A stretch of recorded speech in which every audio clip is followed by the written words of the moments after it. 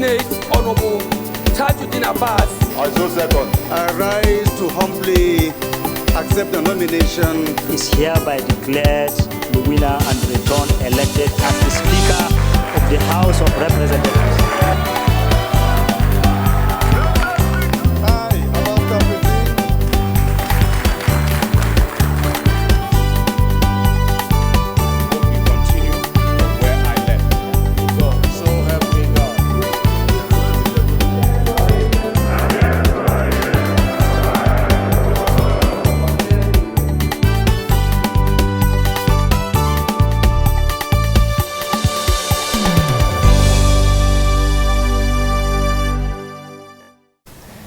A warm welcome to this edition of House Cttee, your favorite parliamentary program, bringing you updates from plenary at the House of Representatives and in-depth reports from the committee rooms.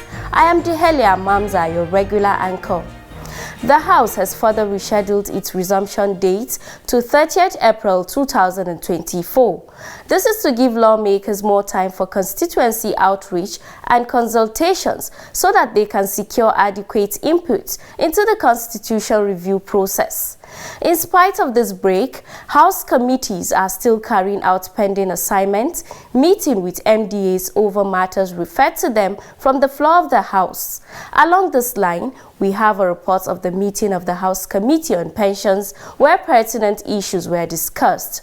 We will also be reviewing the engagement of the 10th House of Representatives in its efforts to intervene and reduce the current hardship and economic downturn that is being faced by Nigerians across the country. This came in form of sectoral debates during which various sectors were under the searchlight and several themes explored. All of these and more coming up after the break. Do stay tuned.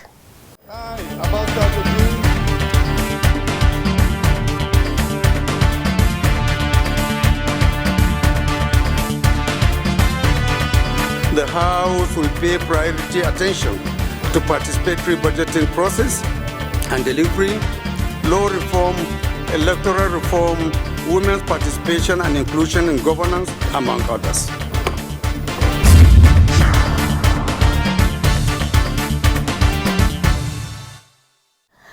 Welcome back. We will start the program with the recent public hearing organized by the Committee on Pension on Tuesday, 16th April 2024. During that meeting, Chairman of the committee, Representative Hussaini Mohammed Jallo, assured Nigerians that the delay in pensions and gratuity will no longer be acceptable considering the hardship being faced by retirees after service. Let's find out details of the meeting in our next report as compiled and presented from our studio.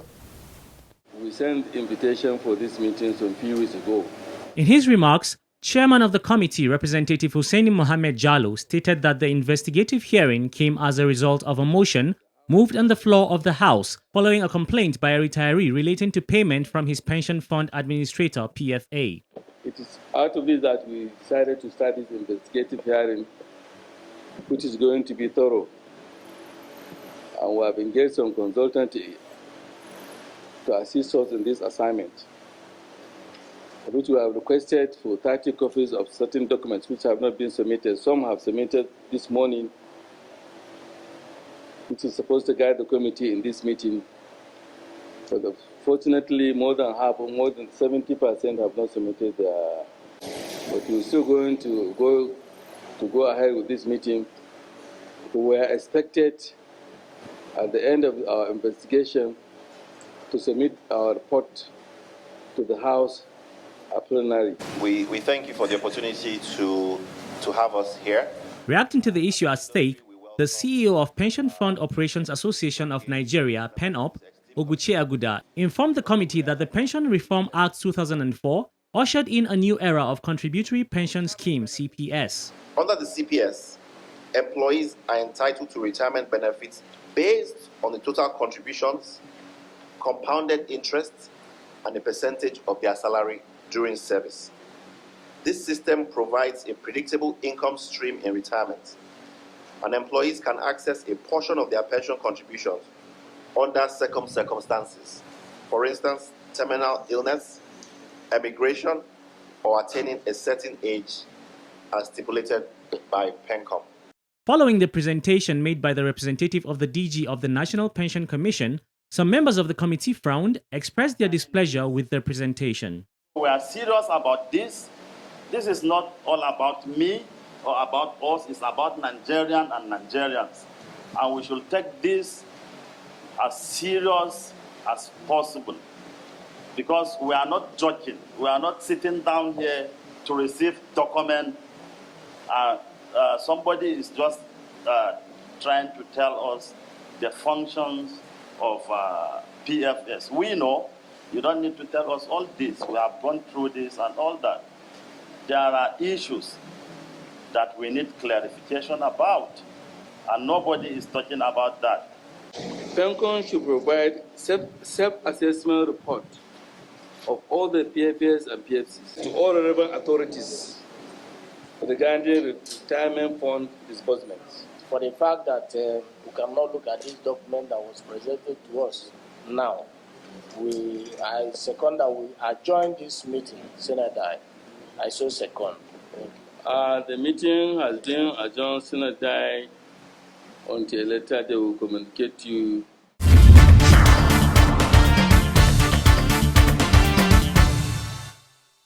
Welcome back from that break. House Tickets will continue with a review of sectoral debates organized by the 10th House of Representatives in order to reduce the current hardship and economic downturn that is being faced by Nigerians across the country. During this debate, the House invited top relevant government officials and other stakeholders in various sectors. The maiden edition of the sectoral debate held on Tuesday, 21st November 2023. It focused on security. The Chief of Defense Staff, Chief of Army Staff, Chief of Naval Staff, and Chief of Air Staff, as well as the Inspector General of Police, were in attendance to provide insights into the security issues ravaging the nation. The Speaker, Right Honorable Abbas Tajuddin, sets the ball rolling. Our focus on security is immediately clear, given the unprecedented challenges of the past decade. Over the last few years, we have made significant progress in tackling insecurity through improved investment by the federal government and the gallantry and professionalism of our servicemen and women. I salute the courage of our armed forces and law enforcement personnel. Making his presentation before the House, the Chief of Defense Staff, Lieutenant General Christopher Gwabin Musa, commended the legislature for always being a partner in progress with the armed forces and assured Nigerians that the armed forces is committed to ensuring a secured country for Nigerians. Since our assumption to office in June this year, we have visited all the various areas of our operations and engagements to evaluate the situation and identify ways of addressing the various identified challenges. Additionally, we held meetings together jointly to enhance jointness with stakeholders in all the states that were scheduled for the recently concluded off-season elections, and I'm sure the outcome and the performance of the security forces has been highly commended. Others who spoke during the debate include the Chief of Army Staff, Lieutenant General Taurid Abiodun Lagbaja, the Chief of Naval Staff, Vice Admiral Emmanuel Ogala, the Chief of Air Staff, Air Vice Marshal Abubakar Hassan, as well as the Inspector General of Police, Kayode Egbetoku. The engagement on that day continued behind closed doors. The second edition of the sectoral debate held on Tuesday, 6 February 2024, and it focused on the finance sector as the House interacted with top government functionaries in the sector, namely Minister of Finance and Coordinating Minister of the Economy, Mr. Wale Edun, the Minister of Budget and Economic Planning, Senator Abubakar Bagudu, the Governor of the Central Bank of Nigeria, Mr. Olayemi Kadoso, and the Executive Chairman of the Federal Inland Revenue Service, Mr. Zak Adedeji. The Deputy Speaker of the House, Right Honorable Benjamin Okeze-Kalu, who presided during the session, stated that the country is in a situation where the collective decision of the Parliament and the policy implementation of the government must impact Nigerians positively, adding that a large-scale reform measures are needed. We must adopt to address the multifaceted challenges that confront us. Through synergy, we can align our strategies, consolidate our efforts, and amplify the impact of our initiatives. In the face of global economic shift and domestic challenges, it is clear that robust reform measures are not just beneficial but imperative. We are at a pivotal moment where the decisions we make and the policies we implement will impact the lives of millions of Nigerians. We are now at a turning point.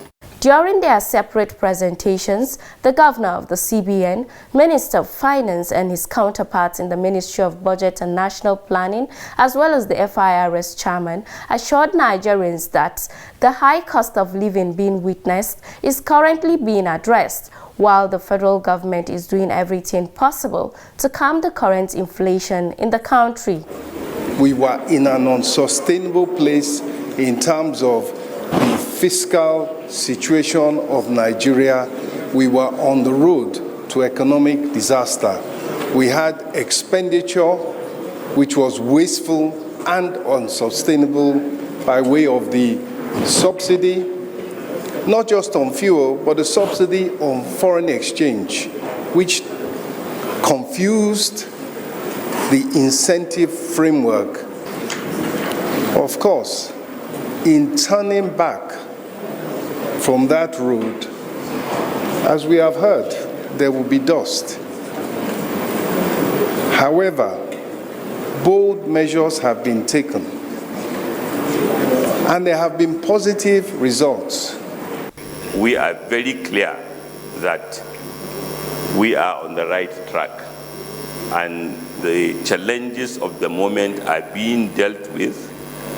Daily, we are attending meetings under the leadership of the coordinating Minister of the Economy to interrogate what we are doing and to bring more. And we are getting support from international partners. Can you explain to the House? After their presentations, lawmakers took turns to ask stakeholders questions. How do you avoid double taxation on Nigerians?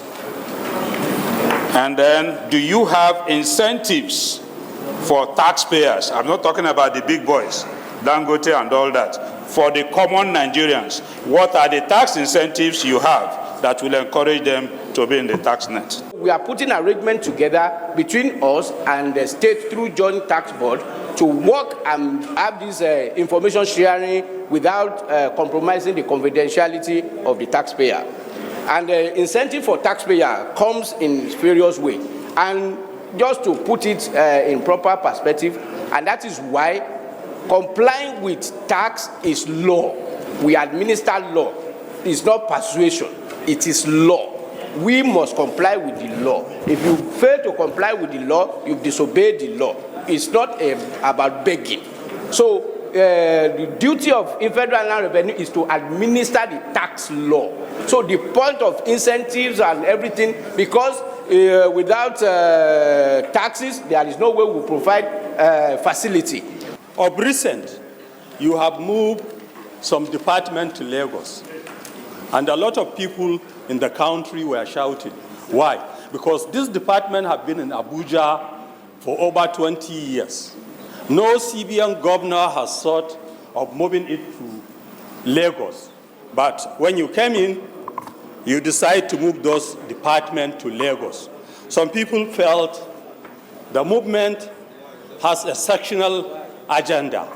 Can you explain to the House why you move those units to Lagos, bearing in mind that those units or departments have been operating very well in Abuja without any complaint or any comes from any quarters?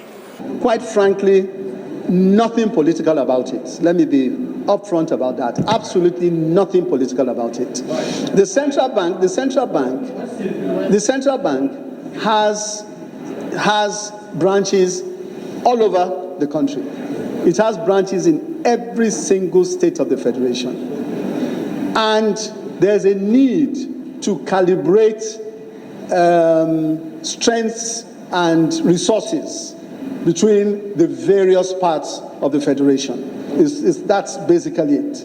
In certain parts, and it's the same in the United States, absolutely no different. Where you are getting information and statistics in one part of the country, it is good to have people who have the skills and are bringing in the results for the bank. So this is a tool whereby we're able to rebalance our skills around the country. The third edition of the sectoral debate of the House of Representatives, held on Tuesday, 5th March 2024, and the sector under scrutiny was the agricultural sector, even as the House interacted with top government officials in the agri sector. They included the Minister of Agriculture and Food Security, Senator Abubakar Kyari, Minister of State for Agriculture and Food Security, Senator Aliyu Sabi Abdullahi, Controller General of the Nigeria Customs Service, Adewale Bashiru Adeniyi, Managing Director of the Nigerian Incentive-Based Risk Sharing System for Agricultural Lending, Nat'l, Abbas Umar Masanawa, as well as the Executive Secretary of the National Agri Development Fund, Muhammad Ibrahim. The growing concern surrounding food insecurity.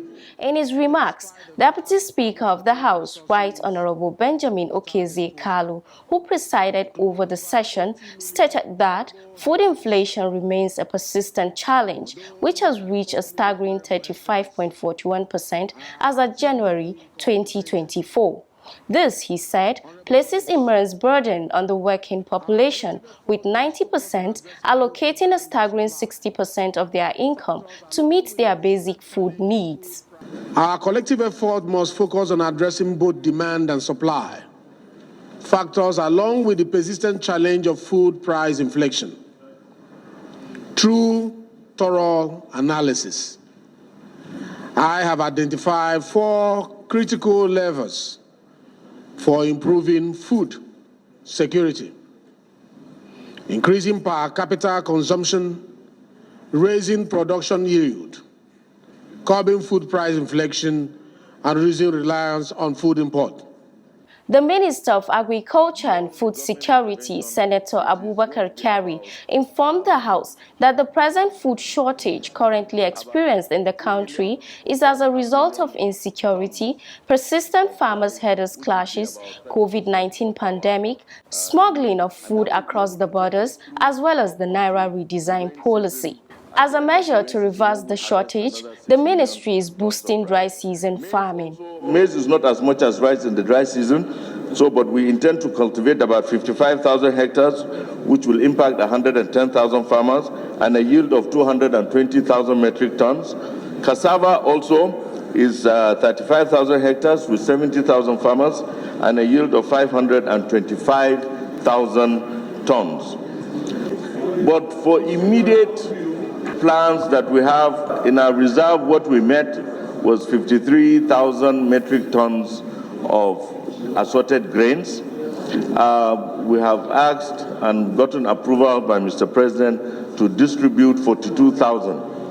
We have remaining of 11,000 is for strategic storage, simply because you have to have a threshold for any, but God forbid, any eventuality that may befall in this country. So we have 42,000 that is in the process of being bagged, and also the NEMA is handling, and the Office of the NSA are handling the distribution, and they are mapping out the matrix of the vulnerability persons across the country. You talked about insecurity. After their presentations, lawmakers took turns to ask the stakeholders questions. You gave a litany of reasons why we are in our current state of food insecurity. You talked about insecurity, you talked about COVID, And you also talked about the rising level of the sea and the Naira redesigned policy of the central bank as factors that actually contributed to the food crisis that we have today. The question I want to ask is this. COVID started in 2020 and to a large extent ended in 2020. What were the recovery measures that were put in place for the 8 years that President Buhari was in power? Insecurity was there or is still there till today. What are we doing about insecurity in this country?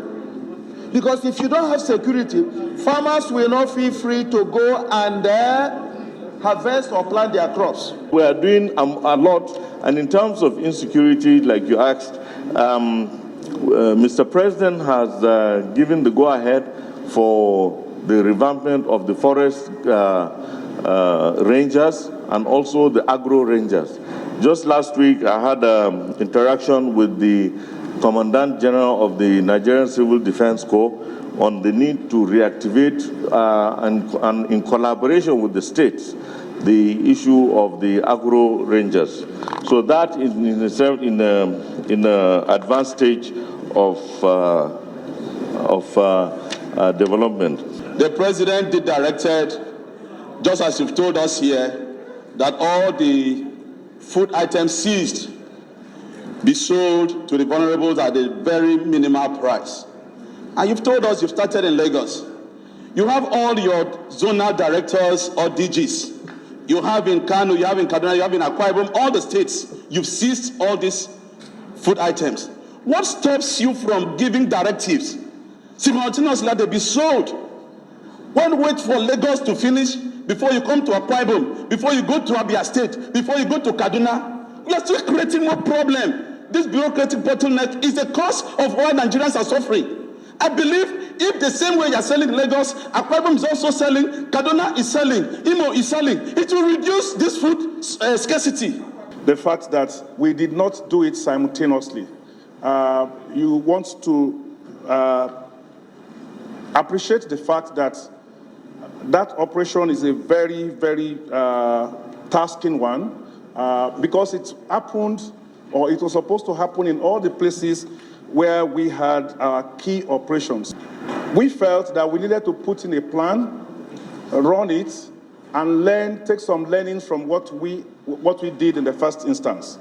And in Lagos, for example, we learned that it was not just enough for you to distribute 20,000 bags of rice. That even if you distribute 1 million, when the last bag, when you are distributing it, you need an exit plan to explain to so many other people who are waiting to collect bags of rice.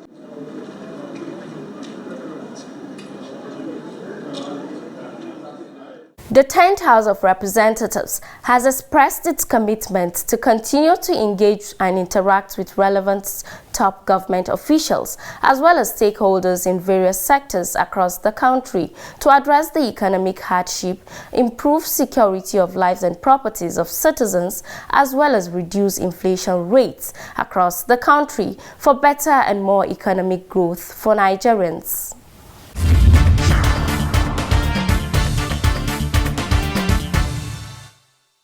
This is the much we can take on the program for now. Let's hear from you regarding the workings of our elected representatives at the House of Representatives in the National Assembly through the feedback channels showing on your screen. Till I come your way again on House Ticket, do stay safe and many thanks for watching.